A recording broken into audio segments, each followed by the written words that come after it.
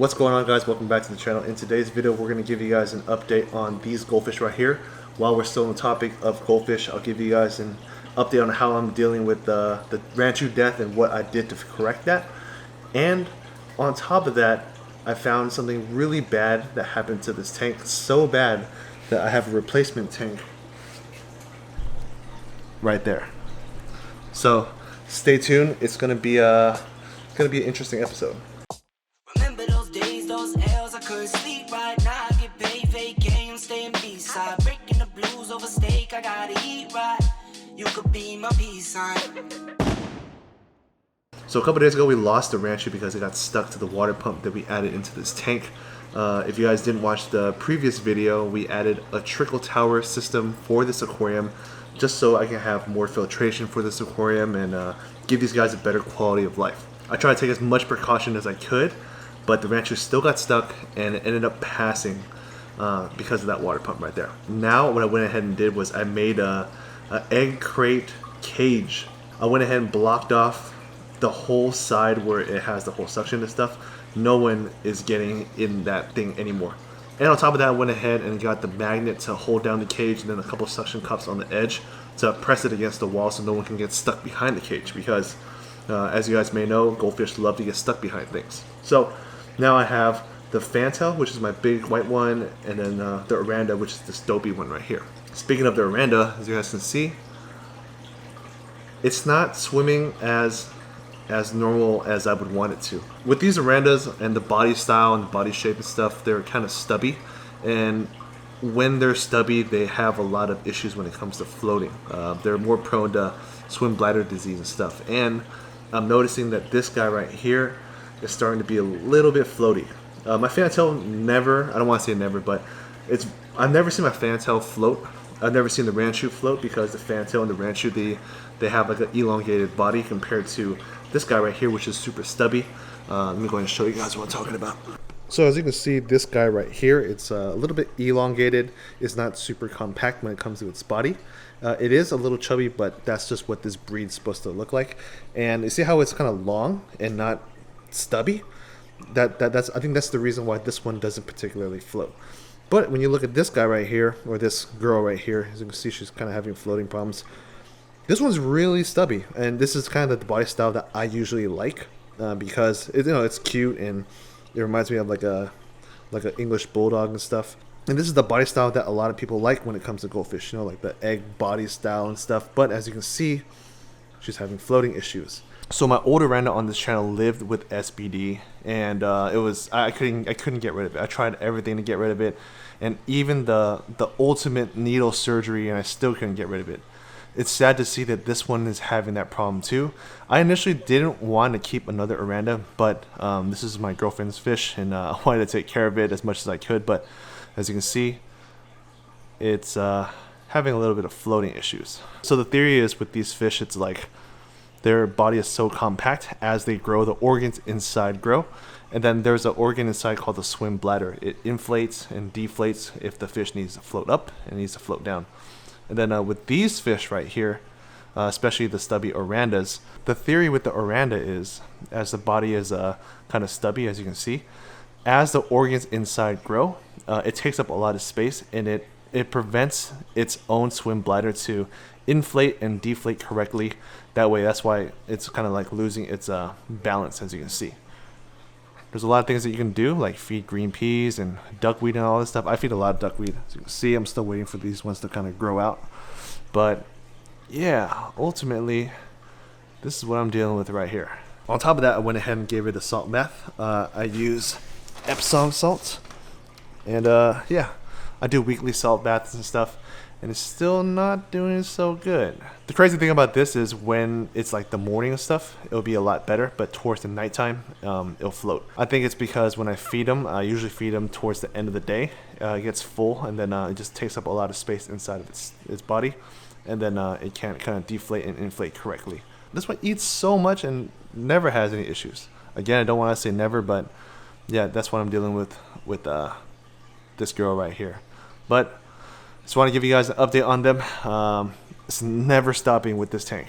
There's always something with this aquarium.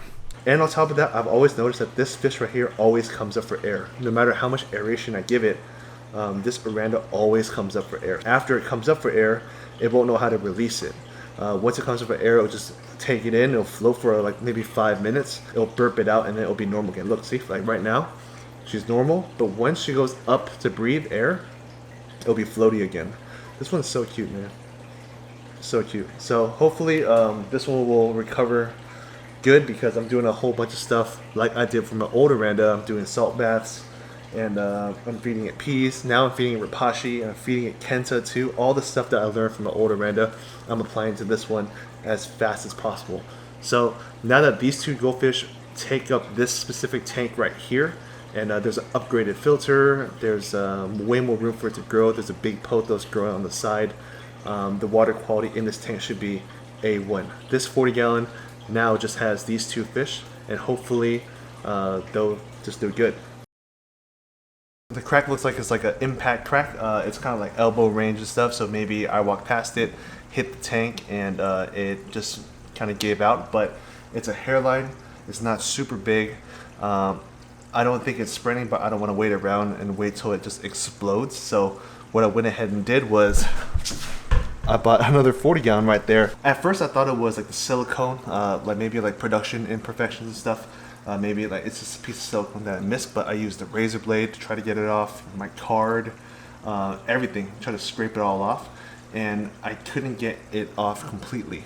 And then at the same time, if I run a flashlight through the crack, I'll start to see like little shimmers and stuff, kind of like when you see with broken glass. So in between glass, there's like little sections where if you shine light, it will shine back, and that's what I'm seeing right here. It's very shimmery, and if it was like silicone and stuff, first of all, it would have came off with a razor blade, and second of all, it wouldn't shimmer back. All right, let me try and show you the crack real quick. That is what I'm talking about. See how it just stops right there? Literally, let me see. It literally, look, it even shimmers. See that? It shimmers in the light. I think that's straight up broken glass, because look, light doesn't really hit silicone like this, and then it just kind of stops right here, and then here, let me see if I can find it again. Oh, there it is.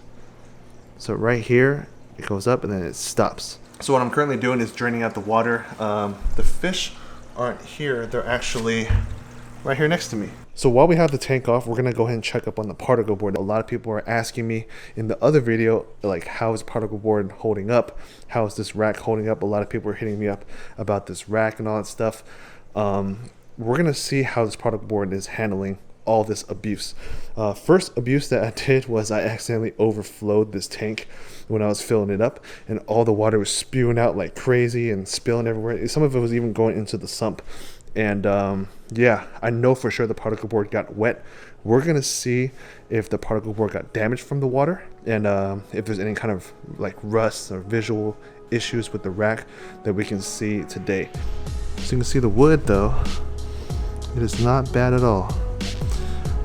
I went ahead and overflowed this tank on accident, and each side doesn't show any water damage.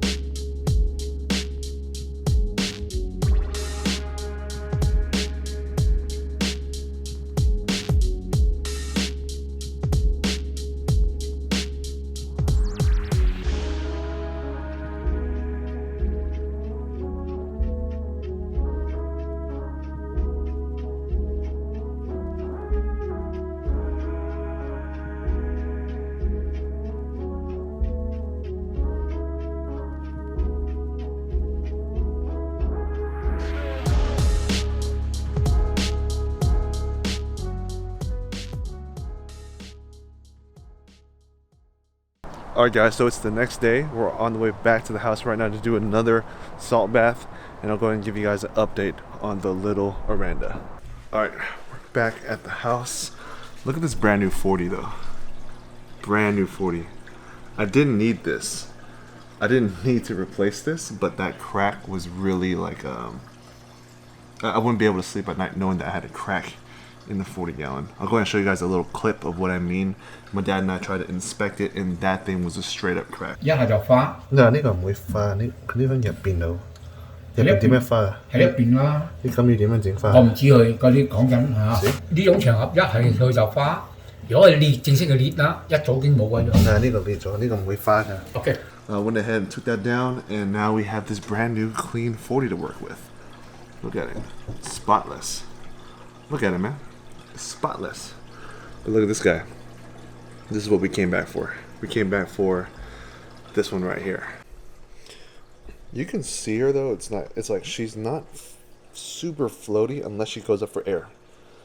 See, like right now, she burped it out and she's all good, right? She's not too bad, not too floaty.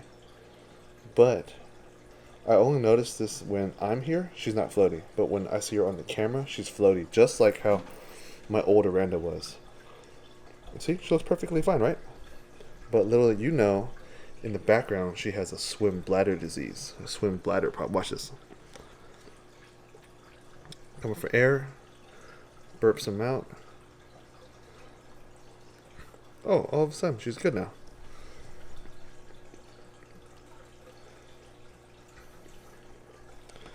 She's good now, but let me go ahead and show you guys what it looks like on my end when I look through this camera right here.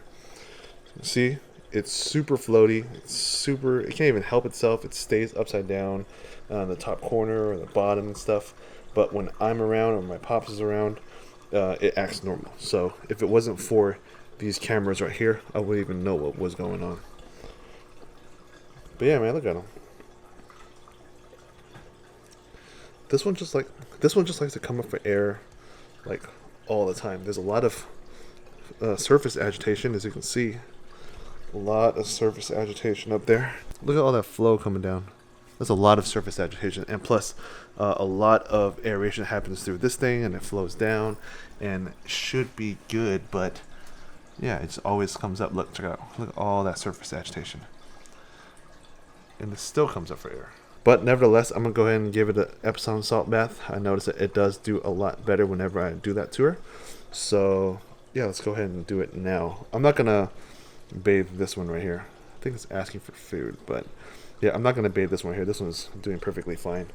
But this one, though, have to hook this one up. Alright, so while this one's getting its salt bath, I'm going to go ahead and end the video off right here. So I learned a whole bunch of stuff when I was dealing with swim bladder disease with my first Aranda. But again, a bunch of my buddies did tell me that this fish might just have some genetic disadvantages when it comes to swim bladder disease. So yeah, I'm not too sure if any of this stuff's going to work, but I'm definitely going to try. I'm probably not going to be doing the needle technique on this one because even though a lot of people say that when the fish is under anesthesia with the clove oil and stuff, they don't feel pain and they're just sleeping and stuff. When I inserted the needle into my previous Aranda, I felt like a little movement and stuff, and just trying to get the swim bladder with the needle and not hit any kind of crazy organs, that was super nerve-wracking, and that made me not want to keep Arandas anymore, just because of I don't want to go through that again. And the thing is, with this Aranda right here, it's way smaller compared to my previous one, so I don't have as much play when it comes to the safety of this fish. With the previous one though, it was kind of fat, it was kind of big, so I was able to kind of aim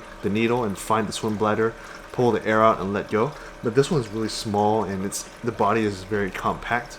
So I feel like if I make one wrong move, I'm just gonna impact the wrong organ and it's just gonna die. It's gonna cause a whole bunch of pain. And I don't want to do that. This one doesn't have as crazy of a swim bladder disease as my previous Aranda, but yeah, worst comes to worst, I'm not going to be doing that technique of curing this guy right here. And all of them now are on a vegetable diet, whether it be homegrown vegetables like duckweed or store-bought vegetables like the green peas and stuff. So yeah, pretty random vlog. I wanted to give you guys an update on the goldfish, even though my last one wasn't that great with the black ranchu. All in all, fantail is doing good, and Aranda is just dealing with some swim bladder issues. So yeah, that's what I'm dealing with. That's how my goldfish keeping adventure is going, and yeah, I'll definitely keep you guys updated. Alright, so my Aranda is pretty much done with this bass, so I'm going to go ahead and end the video off right here. I'd like to thank you guys for watching. Stay tuned for updates on these guys. Hopefully it's good news for the Aranda and it recovers way better than my previous one did. So I'd like to thank you guys for watching. Stay tuned for the next one, and peace guys.